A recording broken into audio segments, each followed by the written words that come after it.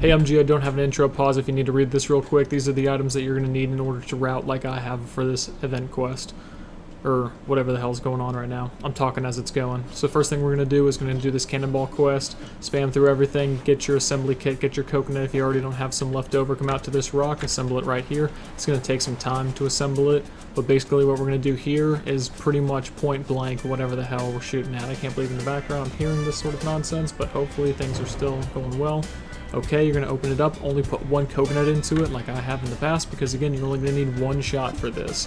Then you mount it on up, push it forward a little bit if you feel like you're not close enough, aim the cannon all the way down, and take your best shot. I mean, you really can't miss at this point, and it's completely destroyed. So, started at her, now we're going to move to this little guy. He's got the mud skipper quest, where you got to catch a mud skipper. So we're going to come to him, and then after going to him, we're going to run all the way over here, and I didn't speed this part up. We're going to speed it up into other parts of the section so you're not watching this full, like, 13-minute video, which, yeah, I did all these quests in less than 13 minutes. The only ones we didn't do are the sunken, there we go, got words right, pirate treasure. And also we're going to talk to this guy, get the rock hind quest, because we're going to catch a fish, might as well get them both at the same time. We're going to go over here, going through the caverns, through the foothill of Terrmian, or whatever the foot of Terrmian hills, fall into the water, but don't actually do that when you're doing it. Come over here to the Olivia Sea, cast on into it. You want to go over here because over here you have abundant resources, like I'll point out, and also while you're fishing you want to have +5 to your fishing level. So again, I'm pointing out the abundant fishing. Over there in the event side, not so much. They don't really have an abundant over there. It's usually somewhere between not enough and exhausted. There's no prize fish this time, so it's more along the lines of being toward not enough, but still, it takes more time just to catch a bite or whatever. I'm using a triple float rod, so I'm going to reel in this one here. This completes the mud skipper one. I'm still going to need to get the other one, which is for a rock hind. I could have just deleted this part of the video, but I wanted to keep it in so I could show you that the full video is only about 10 minutes, the original file size or anything. Maybe I'll put it up on screen, but I'm probably too lazy to just take a picture of it and put it in here. Maybe I'll do it, maybe I won't. This is all just me trying to encourage myself in real time to do it, to say, hey, check it out, this is how long it is.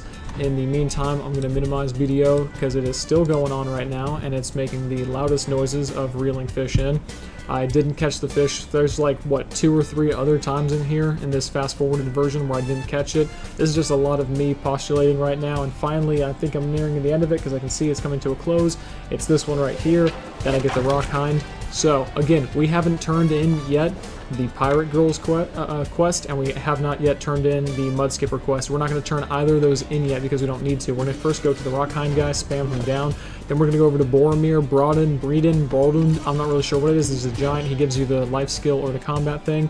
Next person we're going to go over to when I spam through this is the waiter. He's got 3 places his note can be. It's not over here. It's at the next one that I go to. Come back to him, talk to him. Everything's fine. This is when you need those 10 weeds. You can buy them from the Central Market if you have maids. I'm just spamming completely through this because there's really no reason for me not to. You don't have to collect them. She just wants you to give her 10 weeds. Talk to this guy. He wants a wheelbarrow full of logs. I'm going to go through this real quick. I did not fail, even though it might say bad. You might have seen it in there. It's a trick of the eyes. It never happened. It just never happened. I just did it perfectly. Speedrunner extraordinaire. That's who I am. That's me. Okay, let's go on. So after turning it into him, he's going to give you another coin. Next place you're going to run over to is Laura. This is the other part that you need, the event cool juice or whatever like that. I'm trying to talk in the same time I'm doing this. Cool, I go the wrong way, but at the end of the day, I'm still trying to get that sleepy-headed girl. This is the same person that the other guy wants to wake up. You talk to her, you can get fruit if you don't already have it, but if you do have it, you can just put it on right now, as I already have it in my inventory. I just throw it at this thing and I'm done. You also probably saw that I have the Terrmian Matchlock in my inventory as well, so that's the other part that I'm going to use next, but not just yet. Because first we're going to go turn in that Mud Skipper quest from the first one for feeding the whales or whatever the whales. Trying to get in, then we're going to accept part 2 where you have to actually go out and feed them. But we're not going to do that yet because we're going to get up here after I take this thing off so I can get up onto the dock. And we're going to talk to the guy who wants us to go out to light the spooky beacon out there, running across the logs and drift. We're going to talk to this guy. He wants us to shoot something. We're going to use the same matchlock that we already had before because we're not going to pay this guy any coins because we are being very stingy. We load it up, and I'm also putting on the swimming gear that I have. If you don't have it, sucks to suck, but that's just, that's you. That's not me. We're talking about me right now. This is what I'm doing. So I turn in this. I get what I want, what I really, really want.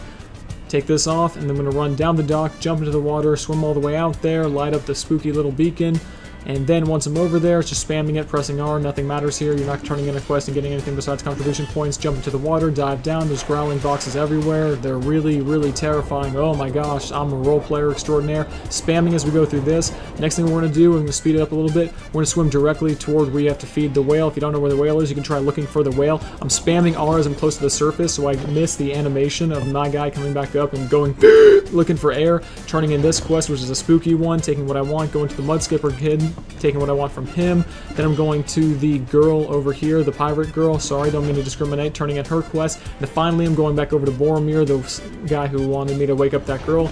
And that's it. That's how you can do this whole thing in less than 12 minutes, except for the fish bones. Everyone get on the floor, walk the dinosaur.